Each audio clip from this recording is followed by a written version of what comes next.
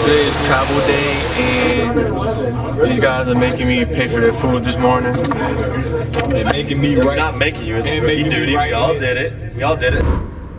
We have all either been a freshman or new to a team before, who is always stuck in the back of the line during drills or taking nearly every snap on a scout team before given a chance to prove ourselves to be able to run with the ones and twos. But you would think, after finishing high school strong, then showcasing your skills for 3 to 4 years in college, and then being one of the lucky ones to reach the NFL, you shouldn't have to prove yourself anymore, right? Well, that's actually wrong, and you're just back at the bottom of the totem pole and will experience some rookie hazing. Some of your favorite players, even the biggest, best, and most talented went through it. And boy, if you refuse to do with what the veteran players wanted you to do, you were going to have to pay for it one way or another. And the veterans asked me, said, you know what, we want you to sing a song for the entire team. I refused. I snuck up to my room. I ended up taking a nap, ended up turning about 2 or 3 o'clock in the morning. I look, the door's opening. I got about 20 or 30 football players coming at me. They throw me down on the floor. They start beating me, kicking me. They tie me up, strip all my clothes off, take me up, throw me in the elevator, press 26 floors, and now I'm up and down. And the crazy part about it is you had one guy who got on the elevator, I'm butt naked, he looks at me, and he gets off his floor. It doesn't even help me. Terrible experience. Now let's get into the craziest rookie hazing stories to ever happen.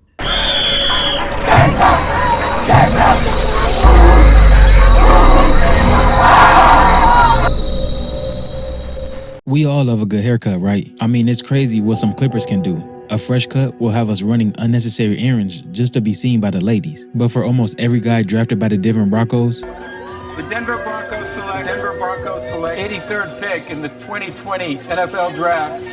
The Denver Broncos select. The last thing they wanted was to even be seen by the public eye, because sitting in that barber chair during training camp was the worst thing ever. Hey, bro, do you buy E? Jay. You know what I'm saying? Hey, cuss, bro, do you buy E, man? You see that? Yeah, that way. Oh, and just because you became the first college sophomore to win the Heisman Trophy, led your team to a 13-1 record and its second national championship in 3 years, having a college stat line of 9,000 yards and 88 touchdowns, all that doesn't mean nothing to the Broncos veterans. Tim Tebow is getting a taste of what it's like to be the new kid on the block. He and other Denver Bronco newbies had their heads redecorated with wacky haircuts before their workout yesterday. The group had to show them off during warm-ups as part of rookie hazing. But Tebow wasn't the only player blessed with that exact haircut, because over at the Patriots training camp, they were handing out the same theme. The haircut. Matt Lake calls it the reverse yarmulke. Yeah, well, you know, they made up a name for it, so I didn't have much choice in the decision process, so you just go with it. Some of them look real ugly. But here, the haircuts didn't even stop with the rookie players. Even the first-year ball boy had to go through it as well. Sort of just hanging around the locker room, and they just began the tradition, so they put me in because I'm a rookie. This is my first year being a ball boy. But down at the Jaguars training camp, they had some sense of humor and decided to step it up a notch and show off their 6th grade art skills by putting a banana and 2 apples on undrafted free agent Kevin Haslam. But being his height at 6'5", you really couldn't see it often. So they didn't stop with Kevin and decided to put the beautiful sculpture on another player that was much smaller. Being drafted in the first round comes with a pretty big paycheck. But the problem with being an NFL player is that the contracts are... Yeah, Brandon, we all know that, but they still can get a signing bonus. For example, being selected as the #1 overall pick, you still have the potential to have a $23 million signing bonus, and so on and so forth. And with the vets knowing that, they want to spend some of that money, even before you take care of mama first. We had our DB room had to be full with snacks all the time, so it was the rookie's job weekly to make sure it was full. The legendary Junior SQAUD had no problem making the San Diego Chargers rookies pay for dinner. As a 8-year vet in 1998, he wanted to take the entire defensive squad out to eat, but the only problem was he wasn't going to be the one paying for it. Junior SQAUD came into my room during training camp, and I was watching film, and I was about to be the starter. So he came in and said, "Hey, I'm going to take the defense out to dinner, and you're buying. Give me your credit card." And so I gave him my credit card, and he took the defense out to dinner, and that was my rookie hazing. They go without you? They just took your credit card? Yeah. I got the. It was weird. You kind of got punked there. You should have at least enjoyed some food. And it didn't stop there. Fast forward 3 years later, now as a 11-year vet in 2001, he made new rookie LaDainian Tomlinson take care of a majority of a $32,000 bill. Here are just a few cars that you can buy with that type of money, brand new. Now, while most NFL players don't drive these type of cars, that's still a lot of money just for food. But at least this time, LT was able to contribute to the bill. My rookie year, the late junior SQAUD and the veterans, they hazed me by taking me to dinner and spending $18,000 of my money. So that's how they hazed me. The rule was you can't just order just one thing. It's on this rookie tonight, LaDainian. So if you order a drink, it has to be at least 2 or 3. If you order your dinner, it has to be at least 2 or 3. I'm sitting there, guys, and all these guys are ordering drinks. There's plenty of drinks on the table. No one is drinking them. You had to pay for to-go orders? Absolutely.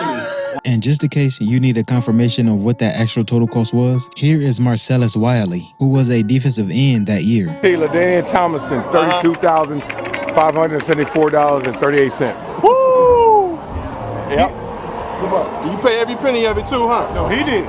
Now, there are some rookies that weren't taking none of that shit, spending thousands of dollars of their money on grown men. Are you worried about anything? Have they done anything yet to you?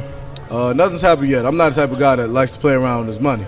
So, I'm not that route to pay for this. It's a straight up no to me. So, I don't play like that. I'm here strictly for football. I'm strictly here for business. And we got things to do on the winning side. So no hazing for you? I'm not with that.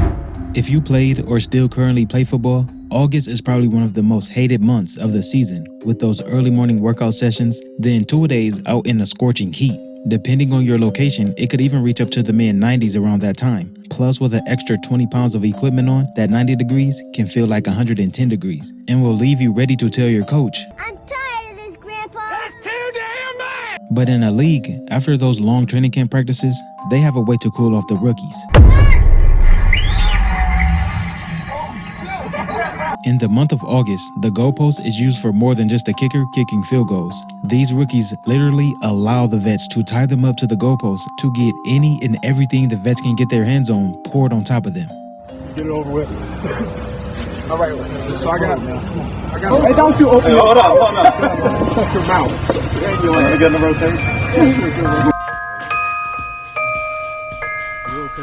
Round draft pick Patrick Ramsey was tied to a goalpost after practice one day during training camp.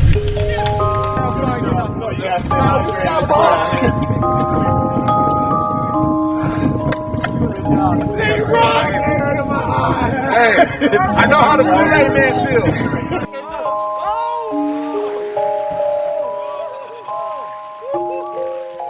And is even left there to get out of all that tape by themselves. Push me back up. I'm on the pitch. You good? No, hold on. That ain't working. All right, I'm going down. While the head coach literally just stands there and watch everything take place. Circulation still? Everything's fine in the hands. They let me go in the hands. So. And left alone to swelter in the Carlisle, Pennsylvania heat. That was easy. He just got cold water. But remember when I said, if you don't listen, you will pay one way or another? Well, New York Giants Prince Amakamara had to find out the hard way as he was carried down the hallway to the cold tub on Jason Pierre-Paul's shoulders. This is ridiculous, dog. Did you go in there? Listen. You better stand up for yourself. Stand up for yourself. Hey, you stand up for yourself. You better stand up for yourself.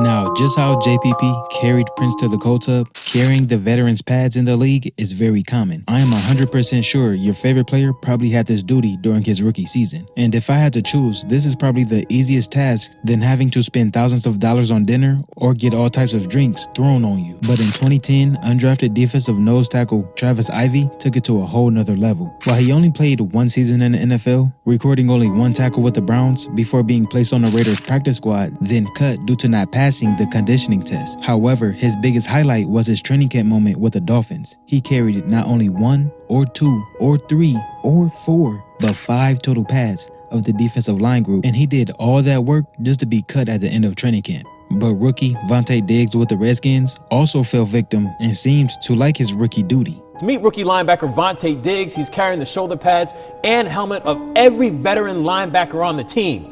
Apparently, dude says it's a good thing. Carry me as long as I bring the pads in, so. Looks like you're taking care of them. It goes both ways, you know. Behind the scenes, they take care of me, so right now I take care of them. That's just how it works. You're a victim. Here we go. But when a 8-year vet, Roy Williams with the Cowboys, tried to pull that move on rookie Des Bryant, he wasn't having none of it. Everybody wants to know, Roy was saying you have to go through the rookie duties, carrying the pads. Are you doing it, and how's it going? I'm not doing it, you know, because I feel like, you know, I was drafted to play football, not carry another player's pads. You know, if I was a free agent, it would still be the same thing. You know, I just feel like, you know, I'm here to play football. I'm here to try to help win a championship, not carry no one pads. The Saints are famously known around the league for their shady play in the Bounty Gate. Little 32, one knock, got it in. But even before that went down in 2009, if we take it all the way back in 1998, the Saints training camp, they decided to play another game instead of football. Kyle Turley, Cam Cleland, and Jeff Danish were 3 of the 5 rookies who took place in a gauntlet on the top floor of their team's dorm at the Wisconsin's La Crosse College during training camp. The veterans on the team made the rookies put pillowcases over their heads and go out into a crammed hallway and try to fight their way through about 20 fists of their own teammates, blindfolded. Anybody who wasn't a rookie came up to the rookie floor in the dorms at La Crosse. This is fucking college, and the hallway is fucking smaller than that. You had to put a pillowcase over your head. Shut up. Swear to God, dude. Swear to God. So I went through there going elbows and fucking boom, boom. I was stomping and Rolling up, through there rolling, you know, like a mosh pit, you know. I made it through, and I was free. Went to take the fucking pillowcase off my head, and some came out from an open door and fucking went boom and kicked my leg. So they thought I'd shattered my kneecap. They were fucking like, I was the first round draft pick. I was fucking first round draft pick. I was there all night, started tackling. While Kyle only suffered a bruised knee, another rookie, Jeff Danish, actually needed 14 stitches in his left arm and suffered facial bruises. And Cam Cleland had difficulty seeing out of one eye and missed 2 days of practice because of a rolled ankle. And about a month later, Jeff Danish actually filed a $650,000 lawsuit against the Saints for physical and emotional suffering, medical expenses, and humiliation. He said the hazing violated the NFL regulations against physical abuse of players. But due to the lack of evidence and the team having no snitches, no actual criminal charges were filed. The Saints dodged, and the NFL dodged, such a massive lawsuit. I can see that maybe being kind of fun if their intentions weren't to actually hurt the players. But the Saints put them rookies through hell. And the same incident kind of reappeared years later in 2012 with the Miami Dolphins rookie Jonathan Martin and 9-year vet Richie Incognito, where Jonathan was bullied, harassed, and even his family was threatened by Richie for about a full season and a half until October 28, 2013, when Jonathan unexpectedly left the team and checked himself into a nearby hospital for mental reasons. And this voice message Incognito reportedly sent to Martin, and in it, Incognito reportedly uses expletives and racial slurs toward Martin and ends by saying, "I'm going to slap your real mother across the face. F you. You're still a rookie. I will kill you." I mean, just imagine being blessed enough to make the NFL just to put up with something like that as a rookie. It just makes no sense. Now, instead of hazing, these next stories are more on the pranking side. A few of 2011 NFL prospects were getting ready for the combine with trainer Tom Shaw at the Disney's Worldwide of Sports complex in Orlando when someone came in over the walkie-talkie saying a gorilla escaped and was now on the loose nearby.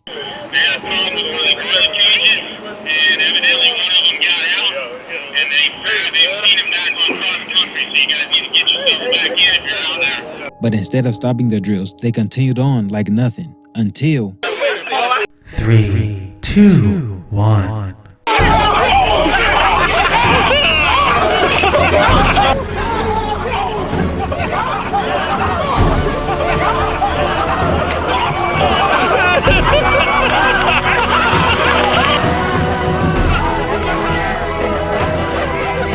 These players were weren't even able to hear their names called by Goodell yet, and the rookie pranks already started. But just because you're one of the greatest to ever do it at your position doesn't mean you're off limits. Oh yeah, veterans got it as well at times. In 2012, legend Peyton Manning was finally out of Indiana after 13 long years and was at his first training camp with the Broncos, where they decided to welcome their quarterback with a half-nude calendar shoot. Peyton had no idea that he was supposed to be shirtless under his pads and was not too happy about the idea at all.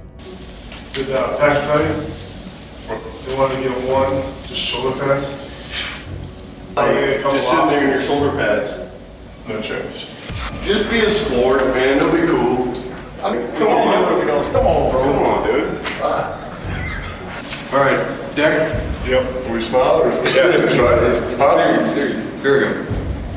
If you have stayed this long, man, shout out to you. You're a real MVP. Here's your trophy. But if you enjoy this type of content, let me know down below. And also hit that subscribe button. We're almost 1,000 strong. And if you know about some stories that I missed, fill me in down in the comments as well. And leave a video idea. Maybe yours will be next.